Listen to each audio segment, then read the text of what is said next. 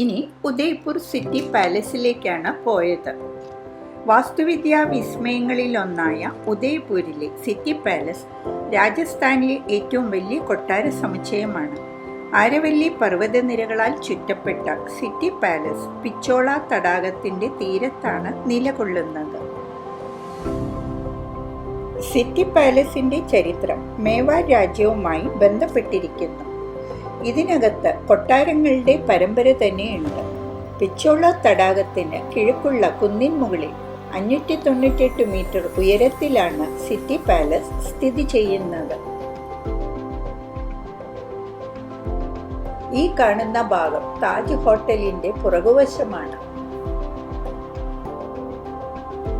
കൊട്ടാരത്തിന്റെ എൻട്രൻസിൽ എത്തണമെങ്കിൽ കുറച്ചു ദൂരം നടക്കാനുണ്ട്.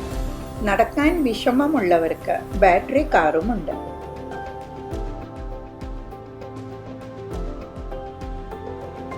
ഈ കാണുന്ന ചെറിയ കൊട്ടാരത്തിൽ ദർബാർ ഹാൾ, സൂര്യ ബാർ, ക്രിസ്റ്റൽ ഗാലറി എല്ലാം ഉണ്ട്. ഉദയ്പൂരിലെ സിറ്റി പാലസ് എല്ലാ ദിവസവും രാവിലെ 9:30 മുതൽ വൈകിട്ട് 5:30 വരെ തുറന്നിരിക്കും. ഇതിൻ്റെ അകത്ത് കടക്കാൻ മുതിർന്നവർക്ക് 30 രൂപയും കുട്ടികൾക്ക് 15 രൂപയും ക്യാമറയ്ക്ക് 200 രൂപയുമാണ്. മിനിമം 3 മണിക്കൂർ എടുക്കും ഈ കൊട്ടാരം നടന്നു കാണാൻ. ഇതിൻ്റെ അകത്ത് കൊട്ടാരങ്ങൾ നിരവധി ചൗക്കുകളിലൂടെയോ, അതായത് ഇടനാഴികൾ, സിക്സാക് ഇടനാഴികളിലൂടെയോ പരസ്പരം ബന്ധിപ്പിച്ചിരിക്കുന്നു. ഇത് ശത്രുക്കളുടെ ആക്രമണം ഒഴിവാക്കാൻ വേണ്ടിയാണ്. നിരവധി ഇടനാഴികൾ ഉള്ളതിനാൽ ഇതിൻ്റെ അകം കാണാൻ റെപ്യൂട്ടഡ് ഗൈഡിനെ കൊണ്ടുപോകുക. പ്രധാന എൻട്രൻസായ ട്രിപ്പോളിയ ഗേറ്റിലൂടെ പ്രവേശിച്ച ശേഷം ഈ കാണുന്ന സ്ഥലത്തിൻ്റെ പേരാണ് സൂരജ് ഖോക്ത. ഈ സമുച്ചയം മുഴുവനും മേവാർ രാജകുടുംബത്തിൻ്റെ സ്വത്താണ്. 1962 അടി ഉയരത്തിൽ സ്ഥിതി ചെയ്യുന്ന സിറ്റി പാലസിൽ 11 ചെറിയ കൊട്ടാരങ്ങളും അതിൻ്റെ രൂപകൽപ്പനയിൽ നിർമ്മിച്ച മറ്റ് ഘടനകളും ഉൾപ്പെടുന്നു. കുറച്ചു പടികൾ കയറിയാൽ ഒരു ഹാളിലേക്ക് വരും. അവിടെ ബാഗ് മുതൽ എല്ലാം ചെക്ക് ചെയ്ത് അകത്തുവിടൂ. 1537 മേവാർ രാജ്യം മഹാറാണ ഉദയ് സിംഗ് രണ്ടാമൻ്റെ ഭരണത്തിൻ കീഴിലായി. എന്നാൽ മുഗളന്മാരുമായുള്ള യുദ്ധത്തിൽ കോട്ട നഷ്ടപ്പെടാൻ സാധ്യതയുണ്ട് എന്നറിഞ്ഞപ്പോൾ ഉദയ് സിംഗ് രണ്ടാമൻ പിച്ചോള തടാകത്തിന് സമീപം പുതിയ തലസ്ഥാനം തിരഞ്ഞെടുത്തു. ഈ പ്രദേശം ആരവല്ലി കുന്നുകളും കാടുകളും തടാകങ്ങളും കൊണ്ട് ചുറ്റപ്പെട്ടതിനാൽ ശത്രുക്കളിൽ നിന്ന് സംരക്ഷണം ഉണ്ടായിരുന്നു. അകത്തെ മതിലുകളെല്ലാം ഗ്ലാസ് വർക്ക് ചെയ്തിരിക്കുകയാണ്. ഈ കാണുന്ന ബോഡി പോൾ, അതായത് ഗ്രേറ്റ് ഗേറ്റ് വഴി വലിയൊരു നടുമുറ്റത്തേക്കാണ് നമ്മളെ നയിക്കുന്നത്. ഈ പാലസിൻ്റെ നിർമ്മാണം മഹാറാണ ഉദയ് സിംഗ് രണ്ടാമൻ ആരംഭിച്ചുവെങ്കിലും 400 വർഷം കൊണ്ടാണ് അദ്ദേഹത്തിൻ്റെ പിൻഗാമികൾ പണി പൂർത്തിയാക്കിയത്. മഹാറാണ ഉദയ് സിംഗിൻ്റെ മരണശേഷം അദ്ദേഹത്തിൻ്റെ മകൻ മഹാറാണ പ്രതാപ് ഉദയ്പൂർ ഏറ്റെടുത്തു. എന്നാൽ ഹൽദിഘട്ടി യുദ്ധത്തിൽ മഹാറാണ പ്രതാപ് മുഗൾ ചക്രവർത്തിയായ അക്ബറിനോട് പരാജയപ്പെടുകയും ഉദയ്പൂർ മുഗളന്മാരുടെ കീഴിലാവുകയും ചെയ്തു. ഈ കാണുന്നത് ഹരാന കരൺ സിംഗ് ജിയാണ്. ഇത് അമർ വിലാസ്, മുഗൾ ശൈലിയിലുള്ള ഒരു ഉല്ലാസ പവലിയനാണ്. ഈ കാണുന്ന 3 കമാനങ്ങൾ ഉള്ളതുകൊണ്ട് ട്രിപ്പോളിയ പോൾ എന്നും വിളിക്കുന്നു. 1725 ഇത് നിർമ്മിച്ചു. ഈ കാണുന്ന മാർബിൾ ടബിന് ചുറ്റുമായി കസ്പഡ് ആർക്കേഡുകൾ ഉണ്ട്. അക്ബറിന്റെ മരണശേഷം ജഹാംഗീർ മഹാറാണ പ്രതാപിന്റെ മകനായ അമർ സിംഗ് ഒന്നാമന് മേവാർ കൈമാറുകയും എന്നാൽ 1761 മറാഠികളുടെ ആക്രമണത്തിൽ ഇത് വീഴുകയും ചെയ്തു. മേവാറിനെ സംരക്ഷിക്കുന്നതിനായി മഹാറാണ ഭീംസിംഗ് 1818 ബ്രിട്ടീഷുകാരുമായി സംരക്ഷണം ആവശ്യപ്പെട്ട് ഉടമ്പടി ഒപ്പുവെക്കുകയും ചെയ്തു. ഇനി ഒരു ഇടനാഴിയിൽ കൂടി പോയി കഴിഞ്ഞാൽ ബഡി മഹൽ, അതായത് വലിയ കൊട്ടാരം, ഗാർഡൻ പാലസ് എന്നും അറിയപ്പെടുന്നു. ഇവിടെ ഒരു നീന്തൽ കുളമുണ്ട്. ഇത് ഒരു പൂന്തോട്ടം കൂടിയായതിനാൽ നമുക്ക് വിശ്രമിക്കാൻ ധാരാളം ബെഞ്ചുകളുമുണ്ട്. ഇത് ശരിക്കും കൊട്ടാരത്തിൻ്റെ 4ാം നിലയാണ്.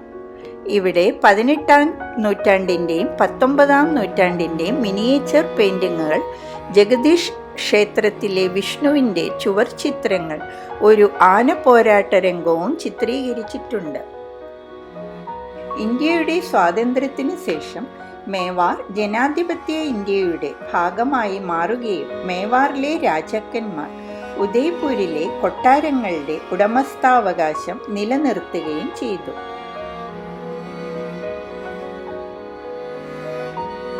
അല്പനേരം വിശ്രമിച്ച ശേഷം മനക് മഹൽ കാണാനാണ് പോയത്.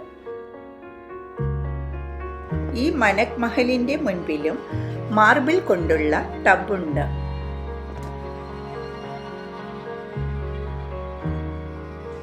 ഈ മഹൽ മേവാർ ഭരണാധികാരികളുടെ സഭ കൂടുന്ന സ്ഥലമാണ്. ഇത് മൊത്തത്തിലും മിറർ ഗ്ലാസിൽ പൊതിഞ്ഞിരിക്കുന്നു.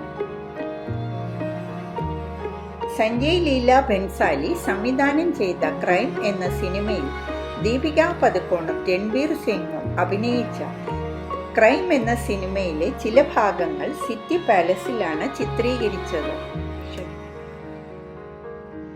1983 ജെയിംസ് ബോണ്ട് ചിത്രമായ ഒക്ടോപസിൽ ബോളിവുഡ് ചിത്രമായ ഗോലിയോം കി രാസലീല, രാംലീല തുടങ്ങിയ നിരവധി സിനിമകൾ ഈ സിറ്റി പാലസിൽ സ്ഥാനം കണ്ടെത്തി. ഇനി ഞങ്ങൾ പോയത് ശീഷ് മഹലിലേക്കാണ്, അല്ലെങ്കിൽ ചില്ലു കണ്ണാടികളുടെ കൊട്ടാരം എന്നാണ് പറയുന്നത്.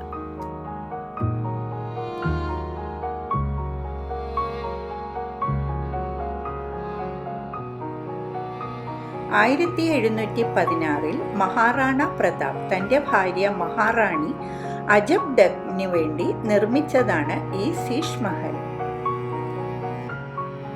ഗ്രാനൈറ്റ്, മാർബിൾ എന്നിവയിൽ നിർമ്മിച്ച സിറ്റി പാലസ് സമുച്ചയം മധ്യകാല യൂറോപ്യൻ ചൈനീസ് വാസ്തുവിദ്യകളുടെ സമ്പൂർണ്ണ സമന്വയത്തിന് പ്രശംസനീയമാണ്.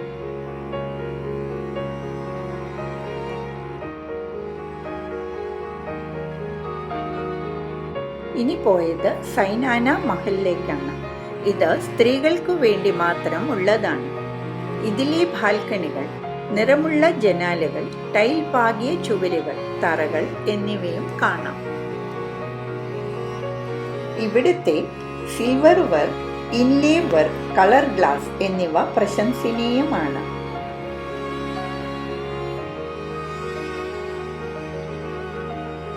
ഇവിടെ നിന്ന് നോക്കിയാൽ ഉദയ്പൂർ മുഴുവനും കാണാൻ പറ്റും.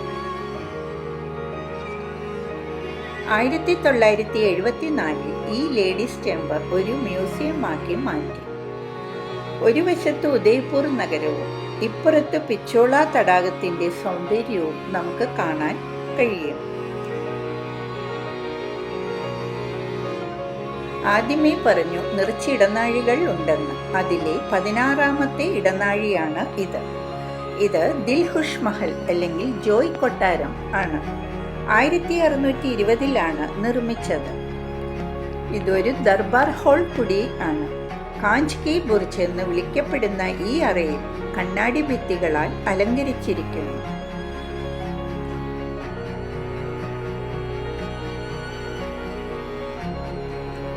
ഈ കാണുന്നത് മേവാർ രാജാവിന്റെ വിശ്രമമുറിയാണ്. പണ്ടുകാലത്ത് രാജാക്കന്മാർ വിശ്രമിക്കാൻ ഉപയോഗിച്ച ഊഞ്ഞാലാണ് ഈ കാണുന്നത്.